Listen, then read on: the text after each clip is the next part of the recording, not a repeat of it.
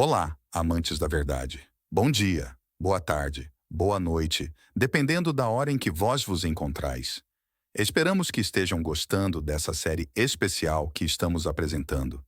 No vídeo número 4, ficou comprovado que existem ilustrações proféticas na Bíblia e que a ilustração do escravo fiel e prudente de Mateus 24 representa os que lideram a fraternidade cristã atualmente. Fizemos uma postagem tentando prever o que alguns opositores tentariam dizer para contra-argumentar nosso vídeo. A postagem está na comunidade aqui do YouTube, mas ficamos chocados com a pobreza de informações na tentativa de refutação que vimos. Frustrante, esperávamos mais. Mas é difícil brigar com a lógica, não é mesmo? Depois da vinheta, vamos refutar alguns pontos e explanar nosso vídeo de hoje. Fique conosco.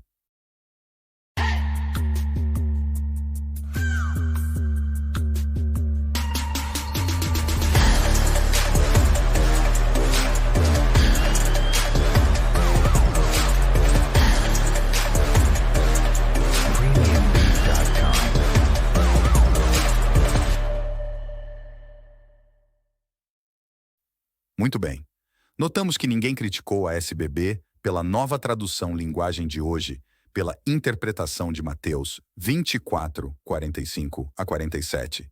Pensávamos que iriam fazer a campanha de cartinhas, porque são eles que estão sempre certos e todos os eruditos estão errados. Hilário. Bem, o argumento de que não existe ilustrações proféticas, eles aceitaram que está derrubado. Isso é bom, veja. Mas a ilustração trata de joio e trigo literais, só que eles são símbolos proféticos de outras coisas. Mas a ilustração trata de joio e trigo literais, só que eles são símbolos proféticos de outras coisas. Mas a ilustração Excelente! Existem ilustrações com símbolos proféticos de outras coisas na Bíblia. Não custa nada para nós ensinar os opositores também. Não se preocupem. Outro detalhe foi a falácia do espantalho dita por essa seita caraíta, pois não tentamos relacionar a ilustração de Mateus 24 com Isaías 43:10. Apenas invalidamos o argumento de que a ilustração representava um único escravo e dissemos que o contexto bíblico indica nossa conclusão de que se trata de um conjunto, e isso está no vídeo. Como são desonestos intelectualmente. Por fim, tentaram inferir que necessariamente as ilustrações deveriam conter significados em todos os seus pormenores e repetiram o argumento infantil que eles inventaram, a saber, de que não existem profecias com cláusulas condicionais nas Escrituras. Vamos refutar esses dois pensamentos vendo o comentário de F. Bruce sobre Jeremias, capítulo 18. Primeiro vamos ler Jeremias 18, 8 e 9. O texto diz: em qualquer momento em que eu falar contra uma nação e contra um reino, para a desarraigar e para a demolir e para a destruir, e esta nação realmente recuar da sua maldade contra a qual falei, também eu vou deplorar a calamidade que pensei em executar sobre ela. Nessa passagem, Jeová diz que em qualquer momento que ele proferir uma profecia de condenação, mas o povo mudar de atitude, ele pode mudar seu julgamento também. Ora, vemos aqui o próprio Jeová refutando a seita dos caraítas quanto a se existe condicionais em profecias. F. Bruce, em seu comentário Nova Versão Internacional, página 1075, comenta: mas, como nas parábolas do Novo Testamento, não devemos extrair símbolos de todos os detalhes. Aqui ele fala o óbvio, para qualquer pessoa de intelecto saudável. Não há necessidade de se obter significado de todos os elementos de uma profecia. Isso é o básico da hermenêutica bíblica.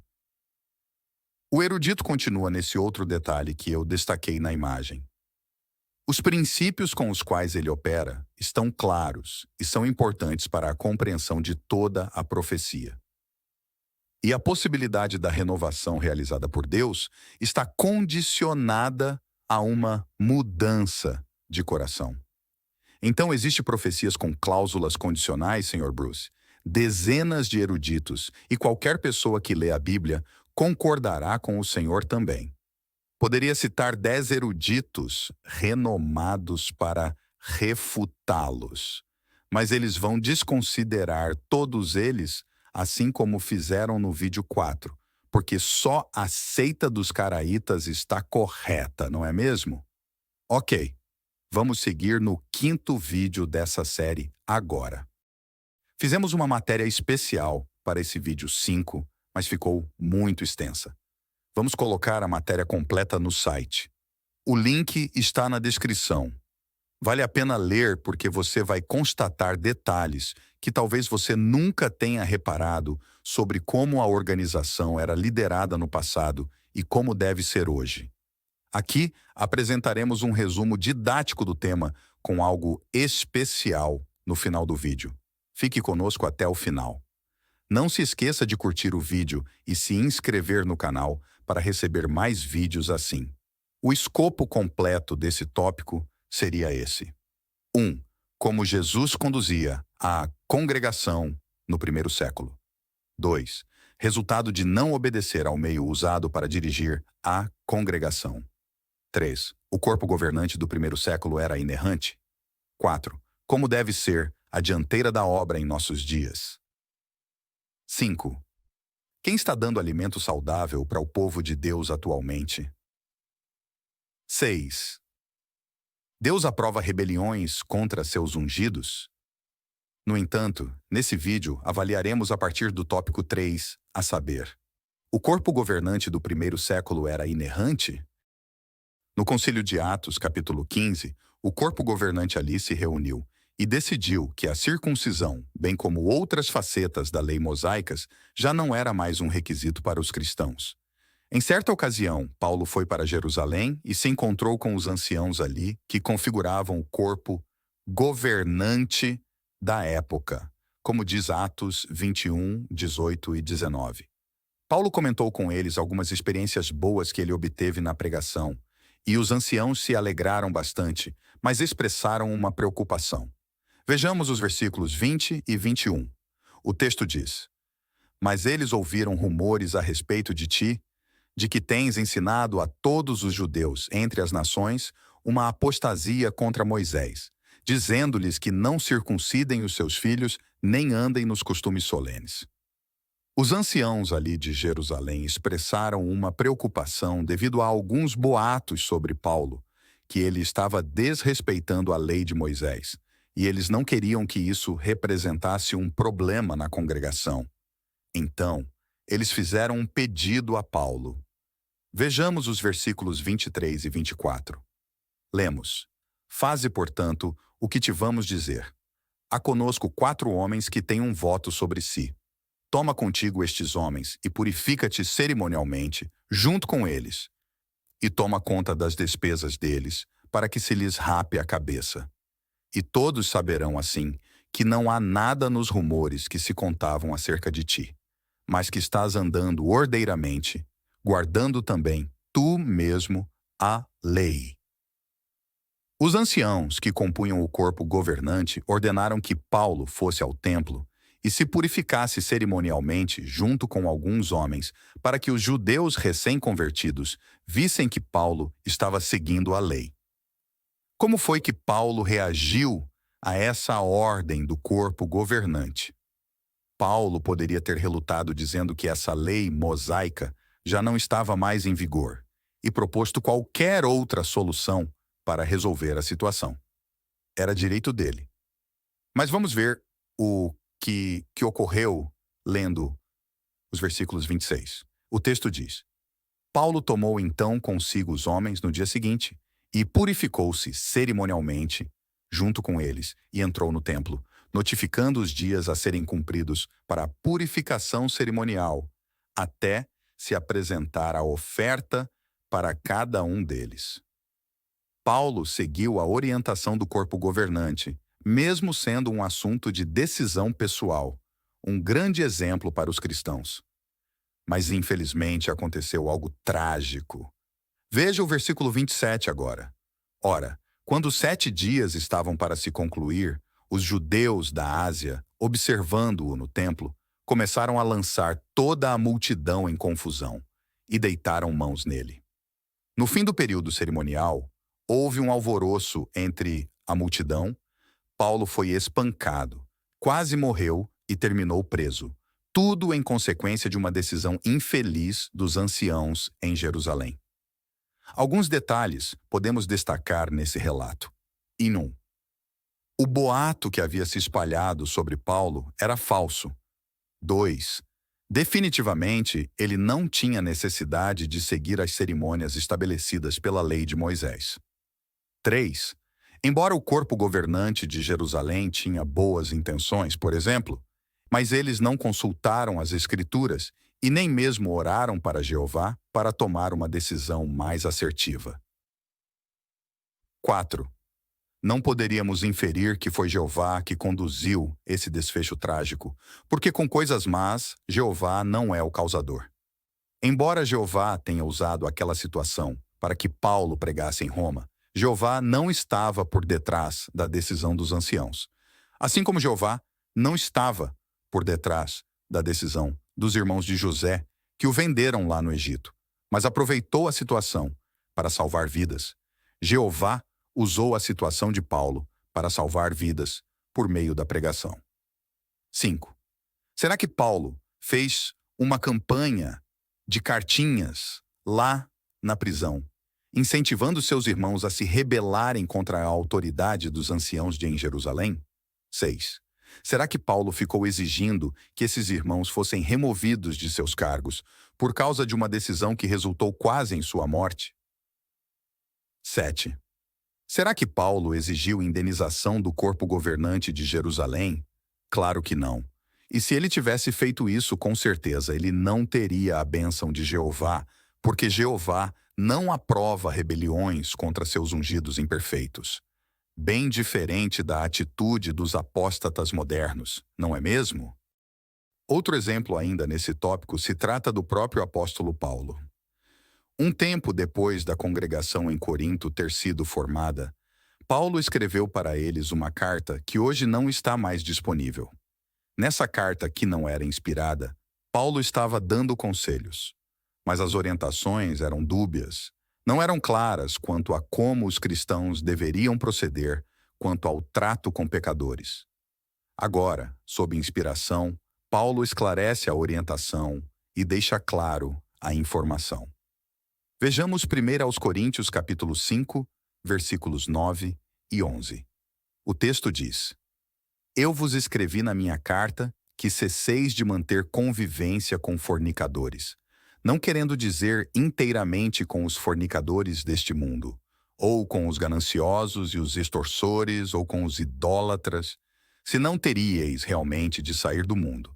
Mas eu vos escrevo agora para que cesseis de ter convivência com qualquer que se chame irmão, que for fornicador, ou ganancioso, ou idólatra, ou injuriador, ou beberrão, ou extorsor, nem sequer comendo com tal homem.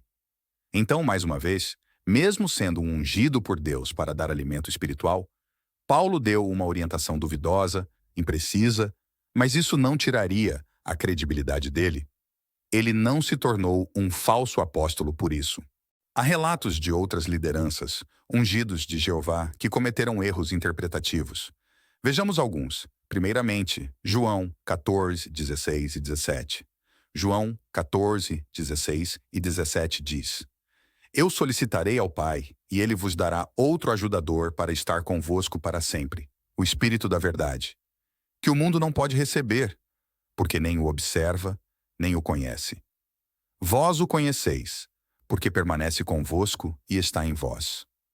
Eu destaquei aí para ficar bem claro para vocês que o Espírito Santo que Jesus prometeu aos seus servos já estava nos seus apóstolos e discípulos. Eles já contavam com a força divina, e isso antes mesmo do derramamento do Espírito Santo no ano 33, que fique claro. Mas isso não os impediu de cometer erros interpretativos. Sabe por quê? Vou falar algo aqui que vocês não sabem. Bem, certeza que pelo menos os opositores não sabem. Eles eram imperfeitos. Vejamos Lucas 19:11. O texto diz: Enquanto escutavam estas coisas, contou em adição uma ilustração, porque estava perto de Jerusalém, e eles estavam imaginando que o reino de Deus ia apresentar-se instantaneamente. Os discípulos, mesmo com o Espírito Santo de Jeová, cometeram erros interpretativos a respeito do reino de Deus. Mas isso não os caracterizava de modo negativo. Outro exemplo. O apóstolo Pedro, após conversar com Jesus, chegou a conclusões erradas. Note João 21:23. O texto diz: Em consequência, difundia-se esta palavra entre os irmãos que esse discípulo não ia morrer. No entanto, Jesus não lhe disse que não ia morrer, mas: Se for a minha vontade que ele permaneça até eu vir, de que preocupação é isso para ti? Os apóstolos, mesmo com o Espírito Santo de Jeová, não só entenderam errado, como difundiram uma informação errada para os outros irmãos, mas isso não os caracterizava de modo negativo. Outro exemplo. Mesmo os apóstolos estando com Jesus e aprendendo tantas coisas, eles nutriam interpretações e expectativas erradas quanto ao reino. Em Atos, capítulo 1, versículo 6, eles mostraram esse entendimento errado, perguntando ao próprio ressuscitado Jesus. Veja, Atos 1:6 diz: Tendo-se eles então reunido, perguntavam-lhe: Senhor, é neste tempo que restabeleces o reino a Israel? Novamente, os discípulos, mesmo com o Espírito Santo de Jeová, cometeram erros interpretativos, mas isso não os caracterizava de modo negativo. No final do vídeo, vamos considerar por que o corpo governante das Testemunhas de Jeová segue os padrões bíblicos e, de fato, alimenta de modo saudável o povo de Jeová. Mas eu vou raciocinar esse ponto invertendo o ônus da prova. Por que não seria o corpo governante das Testemunhas de Jeová o simbolizado escravo fiel? Um dos argumentos são os supostos erros interpretativos. Eu espero que, com os exemplos que foram citados aqui, esse argumento seja definitivamente enterrado. Os discípulos, mesmo com o Espírito Santo de Jeová, cometeram erros interpretativos, mas isso não os caracteriza de modo negativo, assim como isso não caracterizaria a dianteira das Testemunhas de Jeová de modo negativo hoje. Quarto ponto. Como deve ser a dianteira da obra em nossos dias? Coloquei um organograma na tela para facilitar nossa compreensão desse tema. 1. A estrutura organizacional da primeira congregação era teocrática, ou seja, Deus que orientava. Então, como mostrado no topo da imagem, hoje, a congregação também deve ser teocrática, sendo Jesus Cristo o designado para conduzir a congregação de Deus. 2.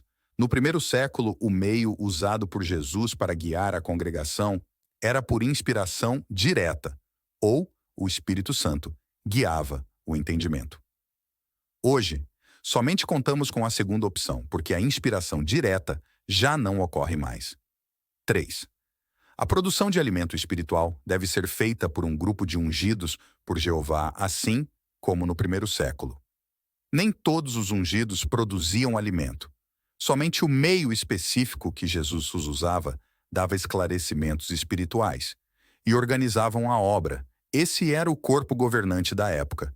E hoje também deve haver um. Esse corpo governante, atualmente, compõe o escravo fiel e prudente. 4. Caso haja interpretações equivocadas, Jeová corrigirá no tempo devido. 5. No primeiro século, não havia enquetes entre os cristãos para saber as opiniões de cada um sobre o entendimento bíblico ou de alguma doutrina. A mera ideia de se implementar isso já caracteriza heresia. 6. Após a orientação ser fornecida pelo corpo governante, então, como mostrado na imagem, a mensagem é repassada para todas as congregações, para os anciãos das congregações, para servos ministeriais locais. Enfim, o alimento espiritual é distribuído para todos. Esse é o modelo congregacional do primeiro século, e é a mesmíssima estrutura adotada pelas Testemunhas de Jeová atualmente. Quinto ponto. Quem está dando alimento saudável para o povo de Deus atualmente? O que diria a respeito de uma fraternidade que não tem medido esforços para chegar no entendimento ensinado pelos apóstolos, que buscou o entendimento correto a respeito do sacrifício de resgate, do nome divino, da invisibilidade da presença de Cristo? Quem expôs a falsidade da Trindade, predestinação, imortalidade da alma humana e do inferno de fogo? Que grupo fornece amplo treinamento para a obra de pregação e promove esse espírito em obediência à ordem de Jesus de pregar? Quem promove a elaboração de amplo material teológico impresso e digital para o público? Quem elaborou uma vasta biblioteca teológica, física e digital e a fornece gratuitamente ao público sedento de alimento espiritual? Que fraternidade se esforça em promover esse alimento espiritual em centenas de idiomas, até mesmo em dialetos pouco falados, em braille e em linguagem de sinais? Quem promove um estilo de vida que segue a Cristo e os princípios morais bíblicos? Bem, se você respondeu que esse grupo é as Testemunhas de Jeová, você está correto. A Fraternidade das Testemunhas de Jeová realiza tudo que foi citado aqui, sob a guia do Espírito Santo e sob a orientação de quem? Do corpo governante. Como já mencionei no vídeo, eu vou raciocinar esse ponto, invertendo o ônus da prova agora. Por que não seria o corpo governante das Testemunhas de Jeová o simbolizado escravo fiel e prudente? Deixe nos comentários argumentos racionais e bíblicos para a gente refutar em vídeo. Por favor, nos enviem algo que desabone o corpo governante das Testemunhas de Jeová como sendo legítimo. Um dos argumentos mais fracassados é dizer que as Testemunhas de Jeová são falsos profetas. Bem, não existe nenhuma afirmação dizendo que o corpo governante se intitula profeta. Se você quiser um vídeo destrinchando esse tema, nos diga nos comentários que vamos fazer. Outro argumento comum são os supostos erros interpretativos. Eu já derrubei esse argumento aqui, mas vamos falar mais sobre isso? Me enviaram um argumento de um blogzinho de internet que atualmente virou um verdadeiro esgoto teológico. Nesse blog, um calouro tentou relacionar alimento no tempo apropriado, mencionado na ilustração de Mateus 24, a alimento inerrante, citando que o escravo não poderia errar. Vamos lá. No idioma grego, ver esse texto. Lemos, literalmente, dar a eles a comida no tempo. Alguém com um intelecto saudável, lendo essas palavras, interpreta isso como alimento inerrante? Se não há amparo interpretativo, me mostre um argumento escriturístico, contextual ou lógico para se chegar nessa interpretação, porque eu garanto que não existe. A Sentinela de fevereiro de 2017, página 24 diz: o corpo governante não recebe revelações da parte de Deus, nem é perfeito. Por isso, ele pode cometer erros ao explicar assuntos da Bíblia ou ao dar orientações. Tanto é que no índice encontramos o assunto esclarecimento de crenças, com uma lista de ajustes em nosso entendimento da Bíblia desde 1870. Na verdade, Jesus não disse que o escravo ia dar alimento espiritual perfeito. Sabe quem espera perfeição do corpo governante? Os apóstatas. Veja um trecho do vídeo 17 razões para não me tornar um apóstata. Vamos ver juntos. O número 11 é: eles exigem perfeição das testemunhas de Jeová. O que eu pude perceber é o seguinte: eles estabelecem um patamar para o corpo governante que só Jesus e Jeová atingem. É mais ou menos assim: as testemunhas de Jeová não poderiam errar em nenhuma hipótese. Não pode errar. Se no passado acreditavam que Jesus morreu numa cruz, e aí perceberam que isso estava errado e mudaram de crença, tá errado. Então não pode, tem que continuar errado. Se mudou é porque Deus não aprova. Não pode mudar. As testemunhas de Jeová acreditavam que o fim ia vir lá naquela época. Falsos profetas. Não pode errar. Tem que ser perfeito. Tem que saber tudo sempre desde o início. Se você for perceber, eles esperam que Charles Taze Russell fosse onisciente. As exigências que eles possuem da torre de vigia é de que Charles Taze Russell fosse um profeta inspirado por Deus. Então, para resumir, ninguém é capaz de atingir o patamar de perfeição que os apóstatas esperam do corpo governante das Testemunhas de Jeová. E por esta razão, eu não me tornaria jamais um apóstata. Pois bem, sabendo das evidências de que seguimos o modelo congregacional do primeiro século, que o corpo governante das Testemunhas de Jeová fornece alimento saudável para o povo, guia a obra com êxito e não há nada racional que desabone isso, além de chororô apóstata. Vamos adentrar no último tópico desse vídeo. 6. Deus aprova rebeliões contra seus ungidos? A nova geração de opositores lambibotas de apóstatas noruegueses admite que a teologia das Testemunhas de Jeová é a que mais se aproxima da verdade bíblica, mas dizem que a partir de 2013, o corpo governante mudou muito e fomentam uma rebelião. Ora, se eles dizem isso é porque antes de 2013, o corpo governante era legítimo, correto? E agora? Que encruzilhada! Seria apropriado uma rebelião para ajustar as coisas? Jeová aprovaria essa conduta? Um exemplo notável nesse aspecto é Davi. Em pelo menos 2 ocasiões, Davi, um ungido de Jeová, cometeu erros que culminaram na morte de outras pessoas. Um exemplo foi quando Davi ordenou um censo ilegal do povo, e em resultado disso, 70.000 pessoas morreram. Consequências desastrosas de alguém que era ungido de Jeová e estava na direção do povo na época. 1. Será que o restante do povo exigiu de Davi uma indenização? 2. Será que elas fizeram manifestações para que Davi fosse removido do cargo de rei, talvez enviando cartinhas para quem quer que seja? 3. Se eles tivessem se rebelado contra o rei Davi, será que eles teriam a bênção e a aprovação de Jeová? Obviamente que não. Outro exemplo. Outra situação foi quando Davi cometeu imoralidade sexual e ainda contribuiu para o assassinato de Urias. Jeová foi paciente com Davi e o perdoou, permitindo que ele continuasse sendo rei e continuou abençoando o reinado de Davi, embora Jeová não o poupasse das consequências. Nem todos aceitaram o fato de Jeová ter perdoado Davi. Esse foi o caso de Aitofel, avô de Batseba. Talvez ele tenha pensado que Davi era intocável e que os pecados que ele cometeu mereciam a morte. Confira lendo 2 Samuel nos capítulos 15 e 17. Aitofel se rebelou contra o rei Davi. Começou a tramar uma rebelião junto com Absalão para usurpar o reinado de Davi. Acaso Jeová abençoaria essa rebelião? Claro que não. Jeová frustrou aquela rebelião. Davi continuou sendo o rei de Israel.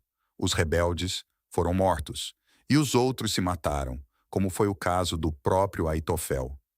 Jeová não aprova rebelião contra os seus ungidos no exercício da sua liderança. Outro exemplo de presunção é o de Corá, que se achava no direito de queimar incenso perante Jeová, uma tarefa que Jeová não deu para ele. Corá instigou uma rebelião contra o corpo governante da época, a saber, Moisés e Arão, homens que também erravam no exercício da sua liderança, pois eram imperfeitos. Como mostra o livro de Números, no capítulo 16, vimos que Jeová frustrou os planos deles, e todos morreram. Jeová não aprova rebelião contra os seus ungidos no exercício da sua liderança. Agora, você que diz que antes de 2013, o corpo governante das Testemunhas de Jeová estava no caminho correto, ou você, que foi corroído por esse conteúdo imundo, me diga, Jeová apoia a rebelião contra a liderança de sua fraternidade? Não há para onde fugir agora, só assumir que vocês estão errados e dar meia volta, ou poderão permanecer na seita herética que vocês criaram. É bom salientar aqui que opositores distorcem textos bíblicos para apoiar uma rebelião pública por meio de redes sociais e campanha de cartinhas. Vou deixar na tela alguns textos que eles usam e já adianto que vamos massacrar esses argumentos e expor o quanto eles são analfabetos funcionais. lamentável. No vídeo 6, avaliaremos isso. Tomem cuidado com falsos instrutores, meus irmãos. Veja 2 Pedro 2:1. Haverá falsos instrutores entre vós. Estes mesmos introduzirão quietamente seitas destrutivas e repudiarão até mesmo o dono que os comprou, trazendo sobre si mesmos uma destruição veloz. Há seitas destrutivas sendo formadas, mas todos nós sabemos qual será o fim de cada uma delas. Conclusão do vídeo.